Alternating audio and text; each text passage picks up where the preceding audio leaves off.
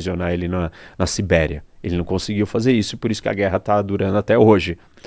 Nisso aí, Roque, você acha que também os Estados Unidos quis dar um recado até para a Rússia ou para outros países que também têm esse conflito, né? Os países muito maiores com países menores, no caso Rússia e Ucrânia, China, Taiwan, de eu fui e fiz o que você não conseguiu fazer. Em 3 horas eu fiz o que você está tentando fazer há, sei lá, 3 anos. Eu não acho que ele fez a ação com esse objetivo, mas ele sabe que fazer esse negócio bem feito manda um recado para todo mundo. Na verdade, a ideia é outra, eu não vou deixar barato com coisas que incomodam os Estados Unidos. E eu vou mostrar para o mundo que eu respondo e eu tomo ações ou eu faço coisas quando se torna uma ameaça para a segurança nacional ou para o interesse nacional dos Estados Unidos. E a Venezuela é um problema para o interesse nacional americano. Ela é um problema para a segurança nacional americana. Por várias razões, a gente pode entrar nisso se quiser agora ou daqui a pouco, mas o fato é o seguinte, ele sabe que quando ele mostra a força, e ele mostra essa força bem feita, ele está dando um recado para todo mundo. Falando, a gente não veio aqui brincar. E a preocupação era que a operação fosse muito bem sucedida. Porque se fosse um fracasso, se morresse soldado, se explodisse avião, se acontecesse alguma coisa de errado, a operação não ia ter o mesmo êxito.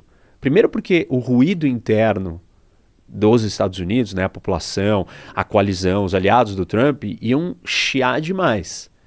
Assim, tá difícil deles reclamarem. Eles vão, porque ele vendeu uma ideia de que ele não faria esse tipo de coisa. E o segundo Trump está fazendo isso muito mais do que o primeiro. Aliás, essa é uma das razões porque as pessoas não conseguem ler o Trump direito. Depois a gente fala disso também. Tem os 5 pontos aí por que o Trump não... Por que todo mundo lê o Trump errado. E um deles tem a ver com essa supervalorização da cautela do Trump. Que é uma supervalorização que está baseada na postura dele do primeiro mandato. O Trump do segundo mandato não é o mesmo Trump do primeiro mandato. O Trump do primeiro mandato ele era muito mais avesso, ele tinha uma aversão à guerra. No segundo mandato não parece que isso é tão real. Até porque no primeiro mandato ele, por mais que ele já tenha vestido um personagem mais polêmico, mas ele ainda tinha que conquistar, mostrar quem ele era, né? Agora no segundo mandato vocês já sabem que eu sou como eu sou e vocês ele se sente mais livre. Mesmo assim, vocês me aprovaram. Então agora... E tem uma outra coisa. Ele tinha um problema na administração dele. Ele não conseguia driblar a burocracia governamental. No segundo mandato, ele já veio com as pessoas certas muito leais a ele, fiéis, dizendo para eles, eu vou te mostrar o caminho para você burlar as travas dentro dessa burocracia governamental que não deixa você fazer do jeito que você quer o que você quer. Então, ele já chega no segundo mandato com um plano muito mais desenhado de como fazer isso acontecer, entendeu? Agora, como a gente já foi abrindo algumas gavetas, eu não quero deixar elas abertas ali, você falou que a Venezuela era um risco para os Estados Unidos. Isso. Por quê?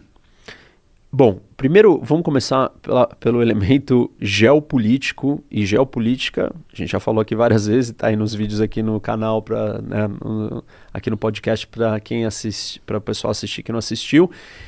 Geopolítica é geografia mais política. A geografia é fundamental. E qual é a geografia? Os grandes pensadores geopolíticos já apontaram que a vantagem que os Estados Unidos têm como grande potência é o seu isolamento do resto do mundo.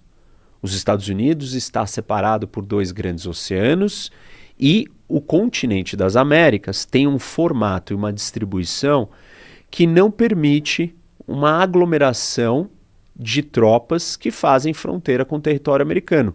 A América do Norte, né, onde está localizado os Estados Unidos, só tem 2 vizinhos.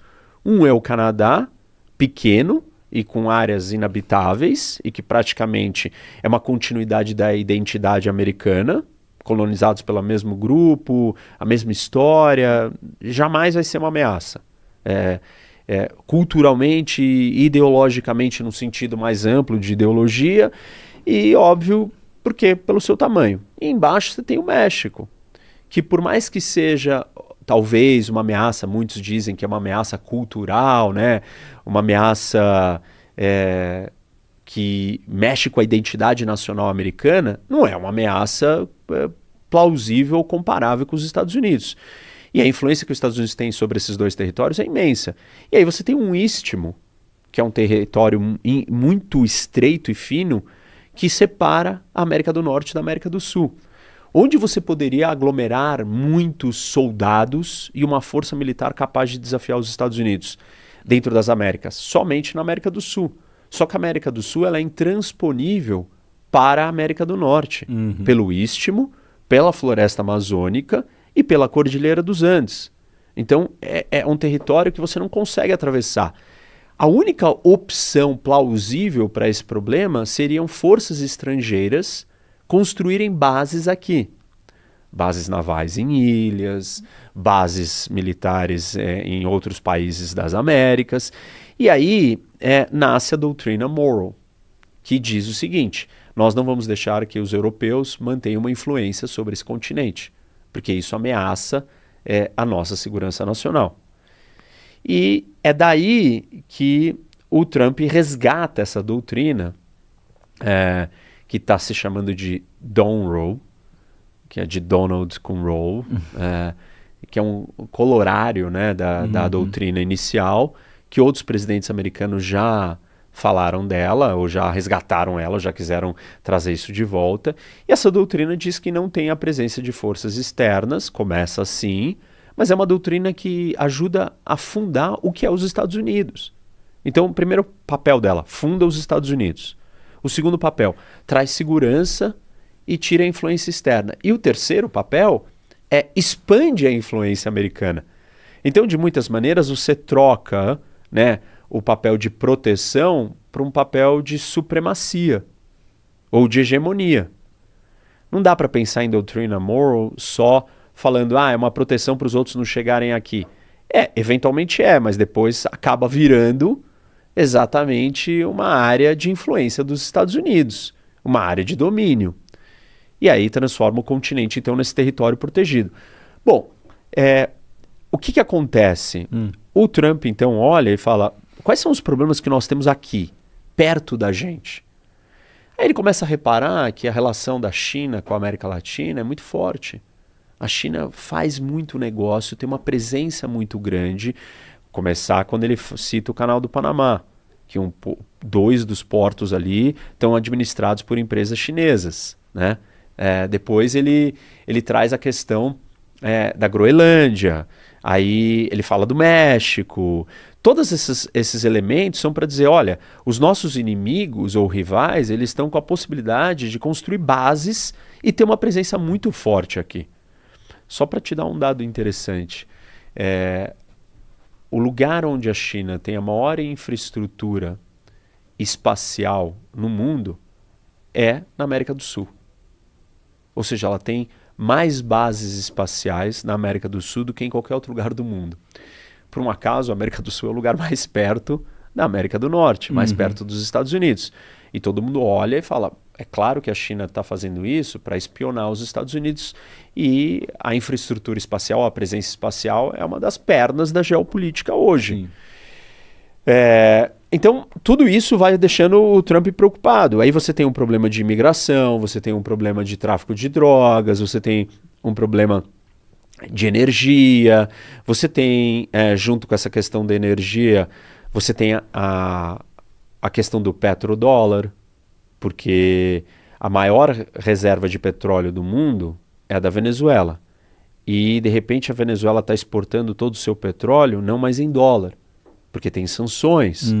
Ela está exportando na moeda chinesa. Então, o dólar, o Irã já não vai mais exportar em dólar, porque ele também está fora do sistema do dólar, por causa das sanções. E ele é um dos grandes fornecedores da China. A Rússia também está fora, é outro grande fornecedor. A Arábia Saudita também já tem vendido em yuan para a China. E aí você começa a perceber que talvez, então, a ideia do petróleo ser comercializado em dólar ela começa a ser abalada demais, porque grandes produtores do mundo estão vendendo não mais em dólar. Então, esse é um outro fator também nessa equação. Não tem só um fator, não é o petróleo em si. Estados Unidos é o maior produtor de petróleo do mundo, mas disparado. Estados Unidos tem autonomia e autossuficiência de petróleo, assim, claro, ele é o maior consumidor também, ele compra do México, compra do Canadá, mas ele está numa posição confortável, muito diferente do que ele estava 15 anos atrás, quando o Oriente Médio, as guerras no Oriente Médio eram outras.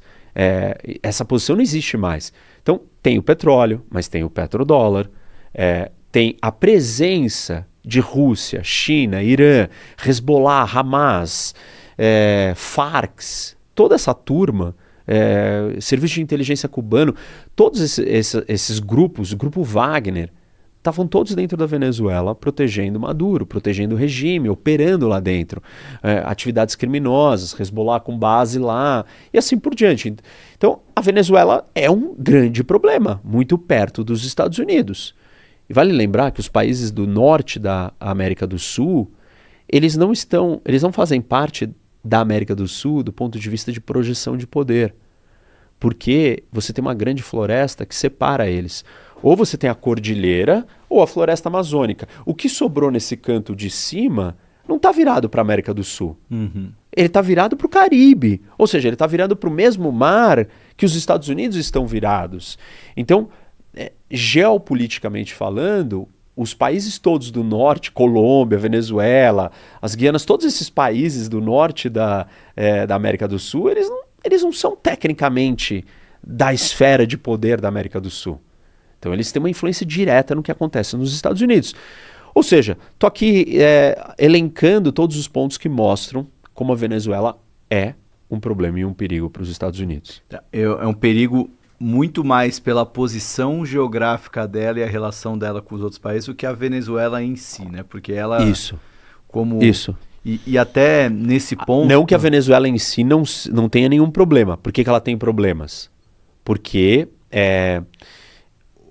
o território e o regime se juntam e criam um tipo de ambiente de safe haven, né? De um paraíso, um santuário de caos que você alimenta problemas que afetam direto os Estados Unidos. A imigração afeta direto. O tráfico de drogas afeta direto.